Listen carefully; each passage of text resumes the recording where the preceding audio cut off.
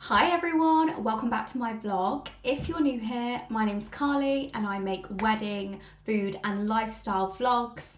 I am 32, I live in Leicester with my now fiance and we are getting married in May next year. So I started up this channel to basically document my process, journey with my wedding in the hope that it might help inspire others and provide some honesty to what is actually a really challenging process, but super exciting, super romantic, and yeah, different for everyone. If you would like to show support for my vlogs, please do by subscribing, liking my videos if you enjoy my content, and yeah, just helping me and my channel to grow. I'd really appreciate it. So in today's video, I'm going to talk through my wedding updates. I'm going to speak about my wedding dress shopping, which again is something that I experienced. There was so much choice and I didn't know where to start, and I never thought I would actually find my dress, so I can't believe I'm sat here and I found the dress that I want and want to buy. I'm going to talk a little bit about an open evening we had at our venue, and it was incredible because we were able to see it as a blank canvas. We've also been for our wedding tasting, which is where I think everyone does it when you get married, where you go and try out the menu that you're going to have on your big day.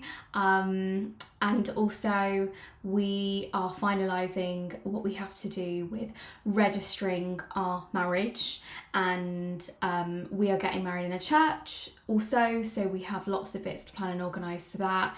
And if anyone else is getting married in a church, I will share that, so hopefully it might provide some insight as to what those steps are if you haven't yet looked into it, because what we thought was going to be maybe a more straightforward process wasn't, and there's actually loads to do and it still involves quite a lot of money.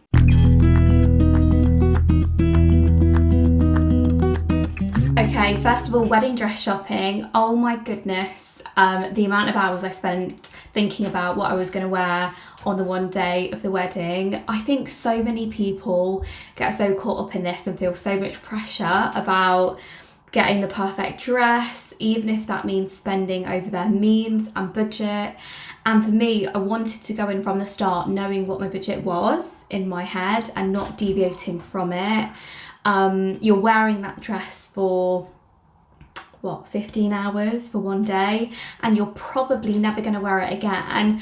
And of course everyone wants to look beautiful and they want it to look flattering on them, and you're only going to do this once. But it was a really hard balance to get. For me, I don't like a lot of choice, so the way I approached my shopping was doing a lot of research beforehand and narrowing the style of dress down that I wanted. But I also found that, I didn't know this before I started wedding dress shopping, but they're all by sort of designer when you go into a shop, or when the shop assistants will ask you whether there's a particular type of dress you like, they'll often refer to a specific designer, or you might prefer particular dresses from a designer. That's what I found. So I loved the dresses by Maddie Lane, the designer's called, and I found that whatever boutiques I was looking at, I was always kind of gravitating back to her for a while. I didn't actually end up buying a dress from that designer in the end, but I found that I had a real taste for her and her dresses, which was cool and kind of talks to you a lot about, the style that you would want on your day. So I then Googled where I could find her dresses near me. I think there wasn't actually that many where I live, unless there are that many sort of showrooms, bridal shops that were really close. So I ended up travelling out by about an hour in a few different directions to find great shops, and they were really amazing. So I will definitely share like a few images here and videos here of the ones that I absolutely loved. And I found that in both of the shops that I went to, they were super caring, super knowledgeable, super experienced. So wherever you go, I would be reassured that you're going to get fantastic service, because these people really know what they are doing, and you can kind of just let yourself relax in their hands, and they will help you to decide what is best for you. So I signed up to attend to go and visit a couple. One of them I had to pay for. I'm still not sure how I feel about that, paying for an appointment to spend money with them. I'm not sure if I would do that again in hindsight. It was £20 for the appointment, and it would have been £30 if it was on a weekday. And then I think there was a package where it was £35 and you get a glass of Prosecco on arrival. We paid the minimum we could just to get into the shop. And actually, I'm not buying a dress from that shop, and it's nothing against them. They have some amazing dresses.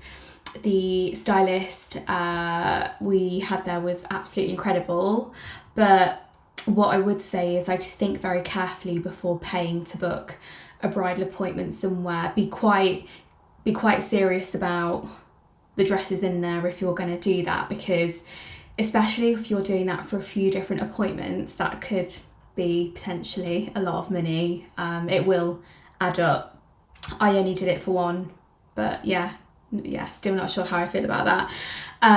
So I went to 2 shops in total, and the second one, I thought I'd decided on a dress I wanted in the first shop, and it was just by chance at the second shop, which was relatively in the vicinity, I went on their site. So just know all the shops will have all of their dresses that they sell pretty much on their website, so you can totally have a look at the pictures beforehand. Definitely do that. Do not make it a wasted trip, because then you can get an idea of the ones that you want to try on, and most shops will ask you that before you go. Can we have 2 or 3 dresses, 3 or 4 dresses that you want to try on?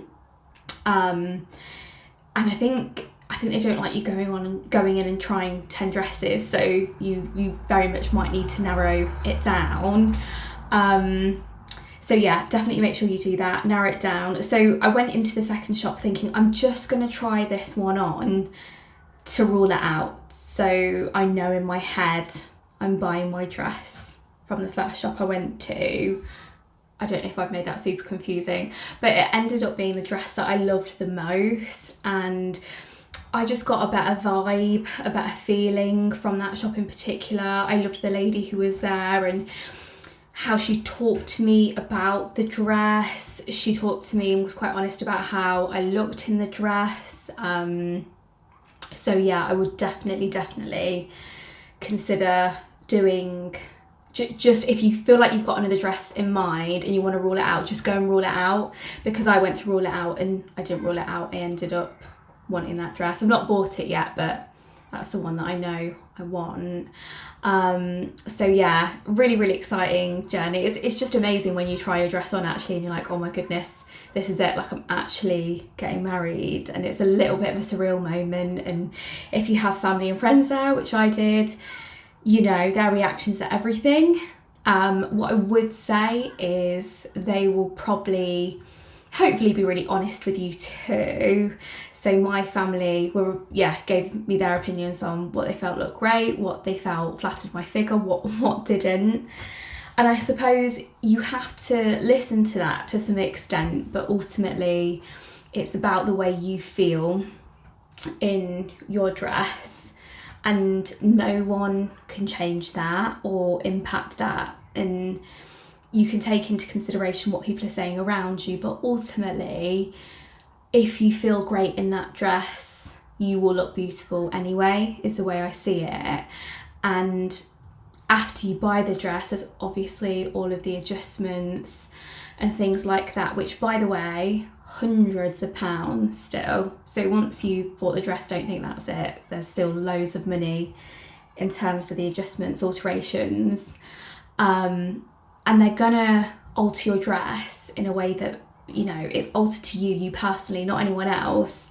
So they're gonna make that dress look the absolute best it can do on you for your body as well. So yeah, I think a lot of people probably overthink buying a dress, but I kept it really, really simple, and I've not looked back at all since deciding. They say that you just know, and I definitely knew when I tried it on. Even like a few days later, I was like, let me see what I think then, and yeah, it's just not changed. I've not even looked at any of this. I don't want any of this. So you definitely have that feeling. Whereas when I'd been to shop one, even though I thought I made up my mind, I was still looking in the background and wasn't quite sure. So yeah, that is wedding dress shopping. Onto the open evening. So I am getting married in Derbyshire at a venue with incredible TPs next year. So it was amazing. I think the venue do it really, really well. So they invited us to go and basically have a look at the venue with a blank canvas on, because when you go to the open days, they definitely like snazz it up because they want you to choose that venue to get married in.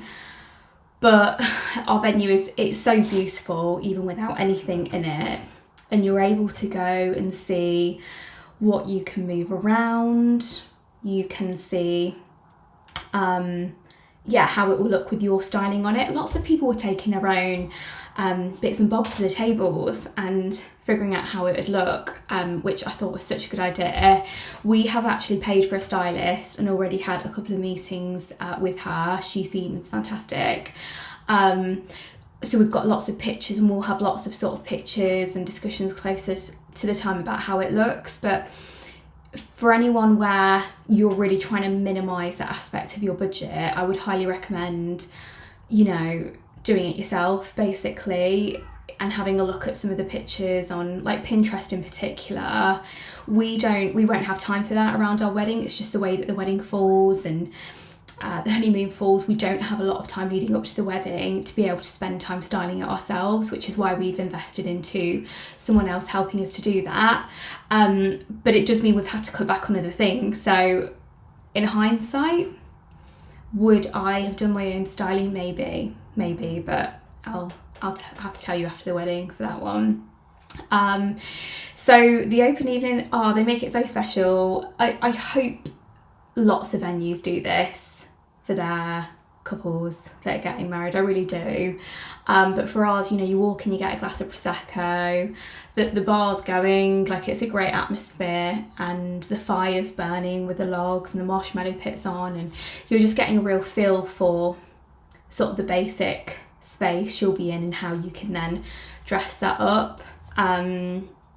The people that are supporting you from the venue side are around and talking you through sort of logistics and answering questions of yours. So lots of couples also come with questions about very specific things at that point. We had a question about a flower halo that we wanted to go up on the ceiling in our TPs, and really luckily the flower halo lady, she does so much more than that, but she was there and we got to chat to her, and it was really funny because we didn't know it was her, and we started talking about how we really wanted a flower halo, and then she said, yeah, that's me and I do that. So yeah, that was really cool and really exciting. But I'd highly recommend, whatever venue you choose, don't be afraid of just asking to go and see it, or asking when the open evenings are ahead of your wedding, because it makes such a difference going, and it's just a real nice evening for both of you, all of you, family, friends, to go and check it out again and think about how you really want to envisage like your wedding, what you really want it to be. I would highly recommend it. Okay, so probably the most exciting part of this journey that we've had so far, wedding menu tasting. I didn't even know this was a thing until the manager at our venue said, oh my goodness, like look forward to it, enjoy it, plan all of the courses that you want to try. So essentially what most suppliers do is allow you to go and taste the food that you are choosing for your guests at your wedding. And so ours connected with us very early on actually. So we're getting married in May next year, and we've already had ours way back in June. So fairly in advance, and she said, pick whatever sort of courses that you want to try, and we're doing a 3-course, so we're doing starter, main, dessert. And actually, we had a pretty good idea of what we wanted, so we just chose like a couple for each. But we also got to choose our canapes and taste our canapes as well. So we went to this gorgeous restaurant out in the English countryside near Derby, next to our venue, not far from our venue. And yeah, they put us up in the pub for the evening, and we arrived there. They gave us all the drinks for free, which was a really nice touch. So I had lots of glasses of Prosecco. Alistair was driving, so he didn't, but the food was just absolutely amazing. So you'll see on screen now, we had incredible canapes. So we had this sort of curried salmon and avocado flatbreads. We had mini jacket potatoes with, I think it was red onion and brie. So good. I could eat them all day and all night. We also had these beef taco canapes as well, which had like little dollops of sour cream on the top. And we had some, I think they were katsu chicken, sort of East Asian-y style bites as well, like lollipops. They were absolutely incredible. And then we got to try our basically main 3-course meal, and oh my goodness, you know, I think wedding food, sometimes it's a bit hit and miss, sometimes it's great, sometimes it's understandably sort of what people can afford and might feel more basic at some times than others, but we actually did not pay like a real premium for this food. It's definitely more expensive than like your basic wedding food for sure, but that meal was one of the best meals I've had, like period, ever. And I left just feeling so fortunate that we'd found this supplier. They're called The Pantry Event Catering, to supply food at our wedding. So for starters, we tried this incredible tomato mozzarella salad, but it had like a lemon and herb dressing. It just made it feel so different, like it was a slight twist on the norm. And we thought, if it's a warm summer day, it's going to feel warm in the teepee anyway, regardless of the weather, so it'll be quite light and refreshing for our guests, before what is quite a rich, hearty main meal, which is beef bourguignon, the best one I've genuinely ever tasted, with dauphinoise potatoes, and get this, miso glazed carrots with soy and honey. They were amazing. I've never tried them before, but now I want to eat them all day, every day. And then for dessert, we tried two. So this is the tip with wedding menu tasting. I think you can pretty much try like a good selection of food depending on your supplier, and how adventurous you want to be. Be mindful that you only have so much stomach space, and we were so full at the end of the meal despite only trying one starter and one main. But we did try two desserts, and the first dessert was salted caramel profiteroles. So they were amazing. They were just beautiful, creamy inside, dusted with icing sugar. They were so good. They were light, they were fluffy, they were everything you want a profiterole to be.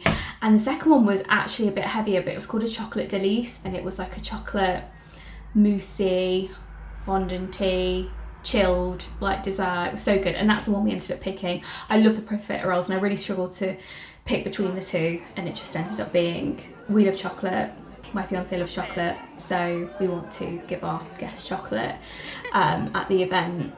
That said, some of that food is vegetarian and gluten-free. Obviously some of it isn't, so there will be vegetarian, vegan and gluten-free options.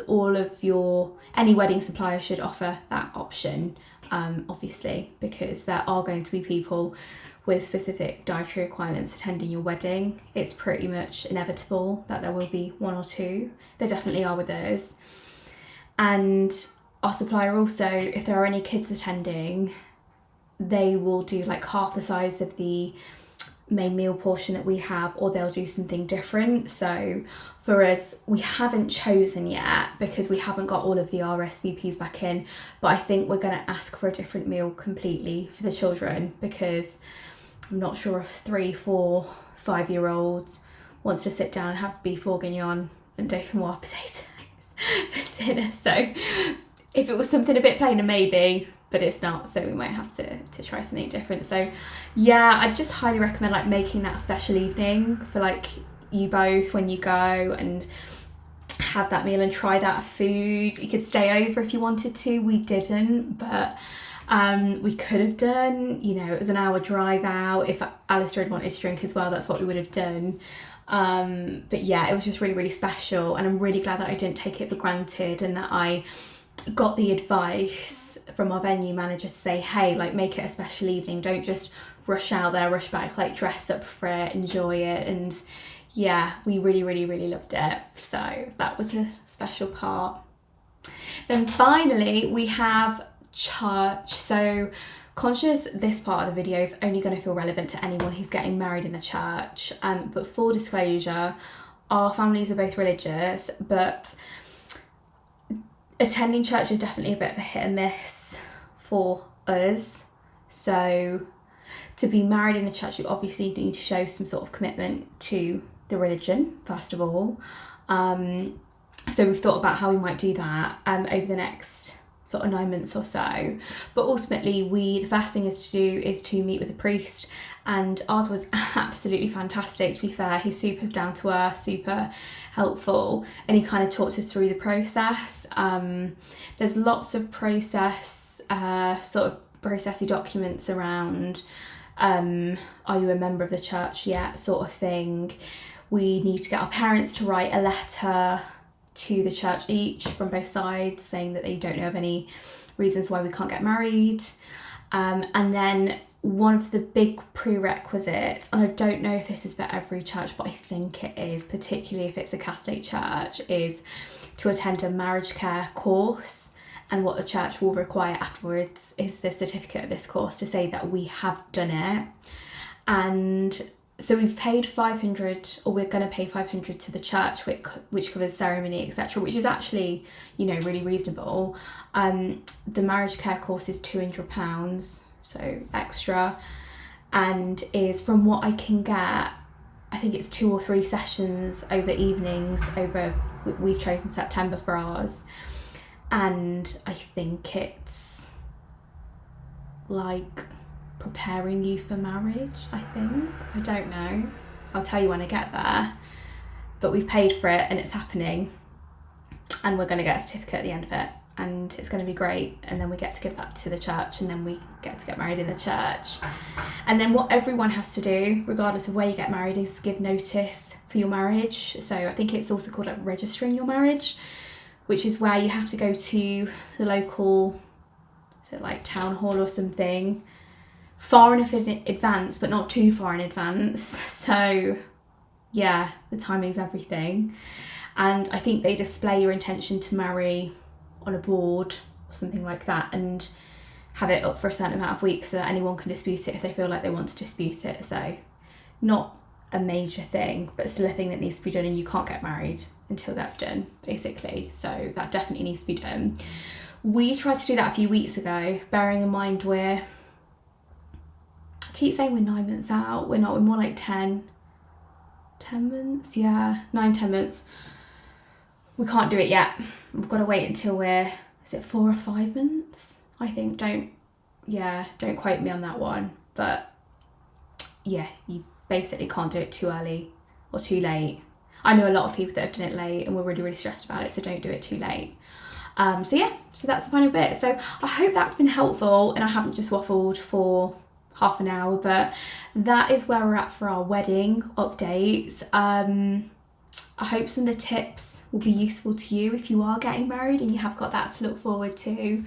But that's just a real, genuine, honest reflection of mine and our experience so far, and some of the things that we might have loved to know if someone hadn't told us before we started this journey, or thinking ahead, or having the heads up on any of those sort of like extra costs or exciting things. So I hope you've enjoyed the video. If you have liked it, please give me a thumbs up and subscribe to my channel. It would mean a lot to me.